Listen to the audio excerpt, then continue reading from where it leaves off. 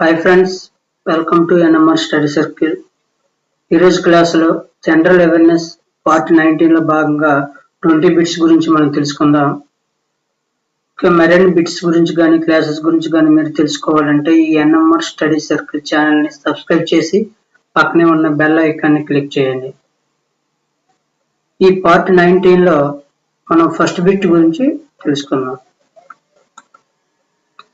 The first civil disobedience movement was started by Gandhiji after the అంటే first civil disobedience movement అంటే శాసనోల్లంఘన ఉద్యమం ఎప్పుడు గాంధీజీ ఏ చట్టం తర్వాత స్టార్ట్ చేశారు. ఈ శాసనోల్లంఘన ఉద్యమం అనేది 1920 ఆగస్టు 1న స్టార్ట్ చేయడం జరిగింది. దీనికి అంగీకారం తెలిపింది 1920 కలకత్తా సమావేశంలో ఈ ఉద్యమానికి సంబంధించి తీర్మానం చేయడం జరిగింది. దీనికి అధ్యక్షుడిగా వహించింది లాలా లజపతి రాయ్. అయితే ఈ ఉద్యమ చిహ్నం రాట్నం. ఈ శాసనోల్లంఘన ఉద్యమ చిహ్నం రాట్నం. ఇది ఏ చట్టం తర్వాత స్టార్ట్ చేయబడింది అంటే రౌలత్ యాక్ట్ ఆఫ్ 1919. రౌలత్ చట్టం తర్వాత ఈ శాసనోల్లంఘన ఉద్యమం ప్రారంభించాలని ఐఎన్సి సమావేశంలో తీర్మానం చేయడం జరిగింది. So first one answer is Rowlatt act of 1919. Next second one, the draft of the preamble was prepared by అంటే రాజ్యాంగ ప్రవేశిక యొక్క డ్రాఫ్ట్ ని ఎవరు ప్రిపేర్ చేశారు అంటే జవహర్ లాల్ నెహ్రూ. రాజ్యాంగ ప్రవేశిక డ్రాఫ్ట్ ని ఎవరు ప్రిపేర్ చేశారంటే జవహర్ లాల్ నెహ్రూ. అదే భారత రాజ్యాంగం యొక్క డ్రాఫ్ట్ ని ఎవరు ప్రిపేర్ చేశారంటే B R Ambedkar. Draft of the constitution.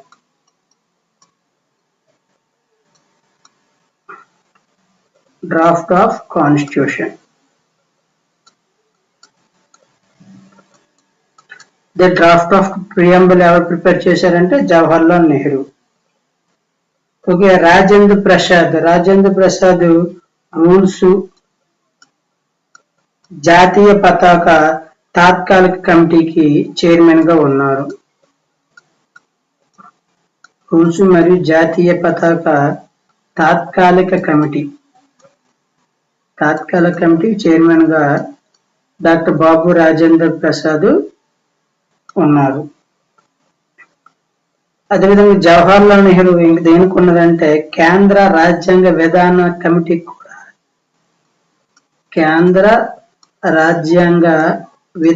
Committee కూడా ఈయన చైర్మన్ గా ఉన్నారు. So the draft of preamble was prepared by Jawahar Lal Nehru. Second one answer B, Jawahar Lal Nehru. Third one, how many members are nominated by the president in Lok Sabha in India? From the article 331 331వ article ప్రకారం 2 members ని Anglo Indians ని లోక్ సభకి president చేత నియమించడం జరుగుతుంది. మొత్తం లోక్సభలో ఉన్న సభ్యులు 545 అయితే ఇందులో ఇద్దరు ఆంగ్లో ఇండియన్స్. మిగతా 543 మెంబర్స్ కూడా ప్రజల చేత ఎన్నుకోబడతారు. Next one, India is a secular state because. India అనేది సెక్యులర్ కంట్రీ అని ఎందుకు అంటారంటే it treats all religions alike. అంటే అన్ని మతాలు ఇక్కడికి సమాన గౌరవం, సమాన హోదా ఇవ్వడం జరుగుతుంది. కాబట్టి ఇండియాని లౌకికం గల దేశం, లౌకికవాదం గల దేశం అని పిలుస్తారు. Next one, fifth one, fundamental rights are enshrined in the constitution of India. ప్రాథమిక హక్కులను ఏ పార్ట్ లో పొందుపరిచారు అంటే పార్ట్ 3. పార్ట్ 3లో ప్రాథమిక హక్కుల్ని పొందుపరచడం జరిగింది. పార్ట్ 1 ఇక్కడ ఇచ్చాడు. పార్ట్ 1 అంటే భారత భూభాగాలకు సంబంధించింది. పార్ట్ 1 భారత భూభాగాలకు సంబంధించింది. పార్ట్ 3 ఫండమెంటల్ రైట్స్ ప్రాథమిక హక్కులకు సంబంధించింది. అదేవిధంగా పార్ట్ 4 ఆదేశక సూత్రాలు, డైరెక్టివ్ ప్రిన్సిపల్, ఆదేశక సూత్రాలకు సంబంధించింది. అదేవిధంగా పార్ట్ 4లో ఏముంటుందంటే ఫండమెంటల్ డ్యూటీస్, విధులు, ప్రాథమిక విధులు అనేవి ఉంటాయి. నెక్స్ట్ పార్ట్ 5లో ఏముంటాయంటే కేంద్ర ప్రభుత్వం, సెంట్రల్ గవర్నమెంట్, కేంద్ర ప్రభుత్వం అనేది పార్ట్ 5లో ఉంటుంది. Next one,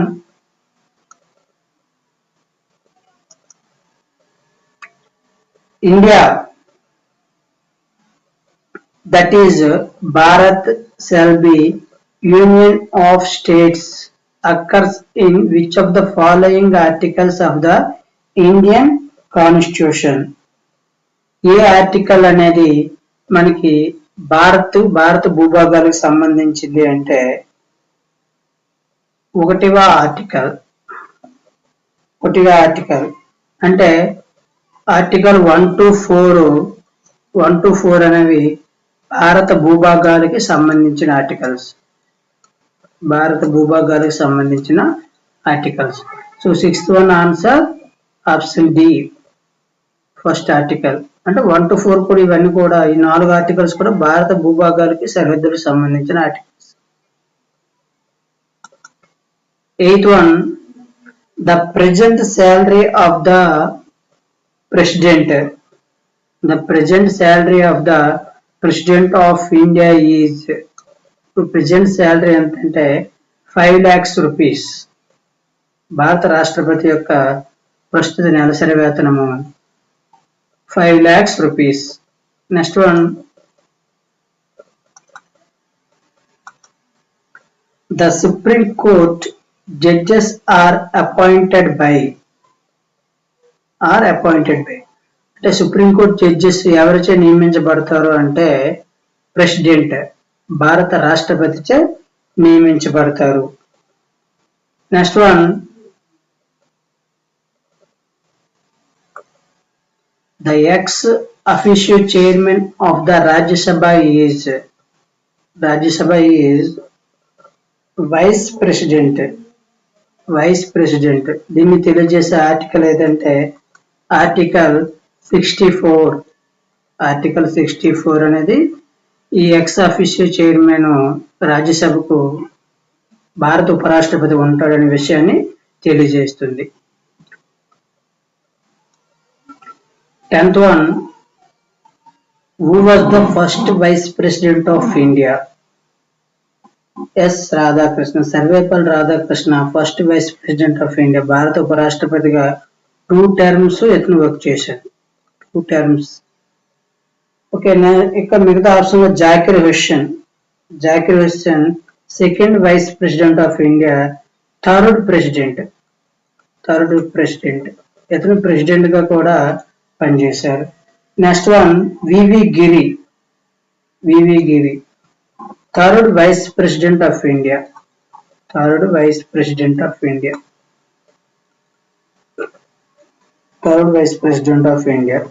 next one,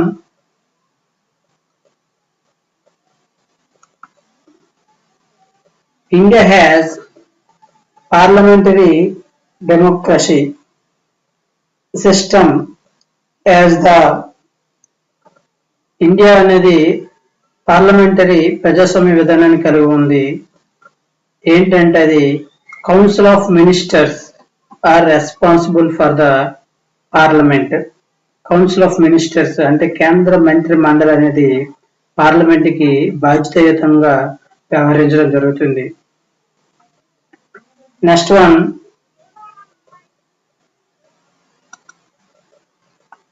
in the game of cricket, two sets of wickets are వాటి మధ్య డిస్టెన్స్ ఎంత ఉంటుంది అంటే 22 yards ఉంటుంది. వాటి మధ్య డిస్టెన్స్ 22 yards ఉంటుంది. Next one, the soil formed in the dry region of Rajasthan is. Okay, Rajasthan లో ఉన్నటువంటి సాయిల్ ఏది అంటే డెజర్ట్ సాయిల్. ఎందుకంటే రాజస్థాన్ లో ఎక్కువ భాగం ఎడారిచే ఆక్రమించబడి ఉన్నది. Next one, what does SSL stand for?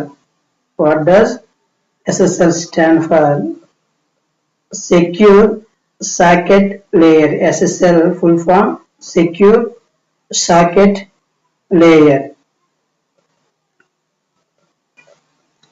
15th one, the highest civilian award of India, Bharat Ratna, has been awarded to.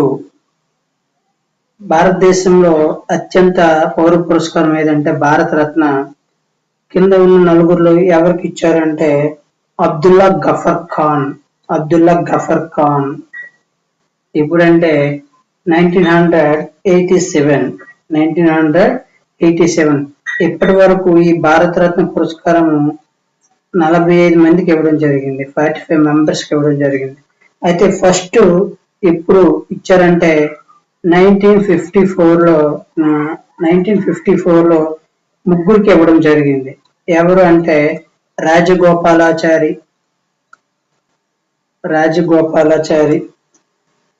అదేవిధంగా సర్వేపల్లి రాధాకృష్ణన్,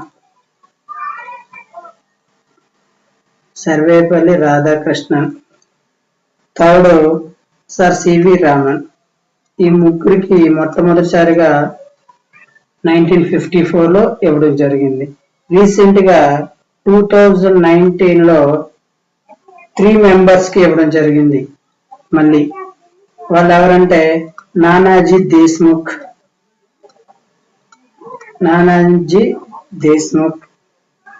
ప్రణబ్ ముఖర్జీ,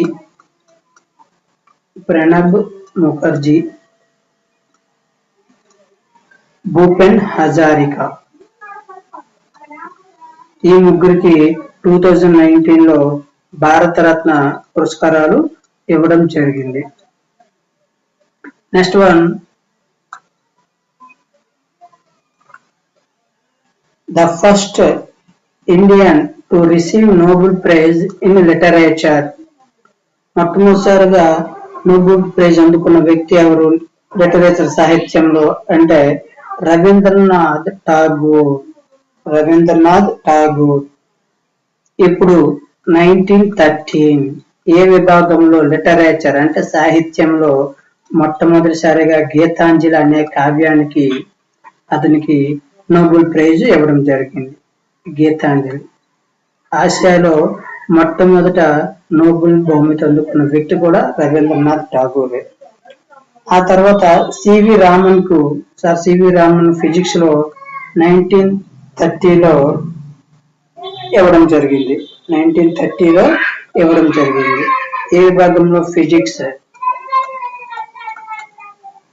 రామన్ ఎఫెక్ట్ కనుగొన్నందుకు ఇతను నోబెల్ ప్రైజ్ ఇవ్వడం జరిగింది. తర్వాత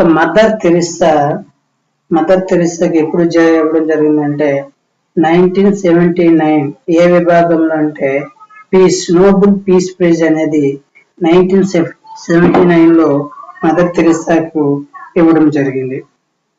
next one,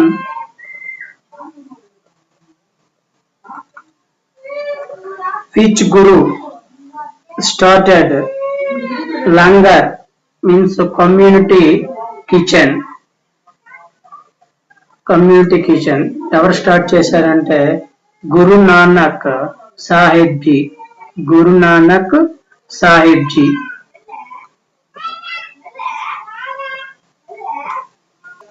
Okay, 18th one, what is the name of new administrative capital of Myanmar is? The answer is Phnom.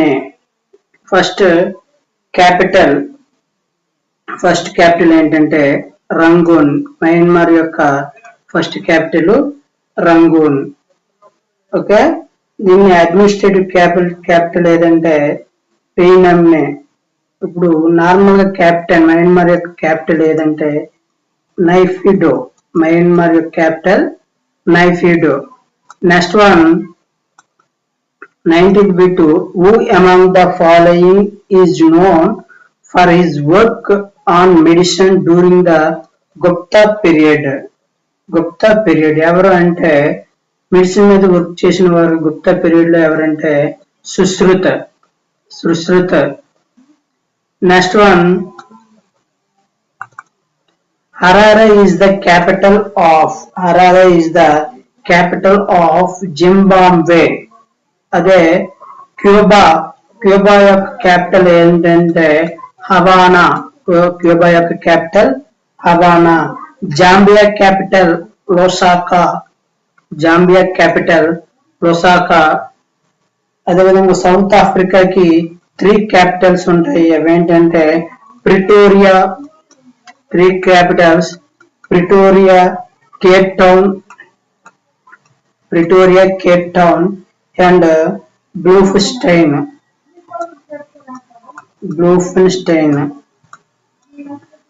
ఈ 3 capitals ఉంటాయి. So 20th answer ఏంటంటే Harare is the capital of Zimbabwe. మనం ఈ వీడియోలో part 19 లో 20 bits నేర్చుకున్నాం. Next వీడియోలో part 20 లో 20 బిట్స్ నేర్చుకుందాం. మీకు ఈ క్లాసెస్ కనుక నచ్చినట్టయితే మీ ఫ్రెండ్స్ అందరికీ షేర్ చేయండి, సబ్స్క్రైబ్ చేసి ఈ ఛానల్ సపోర్ట్ చేయండి. Thanks for watching.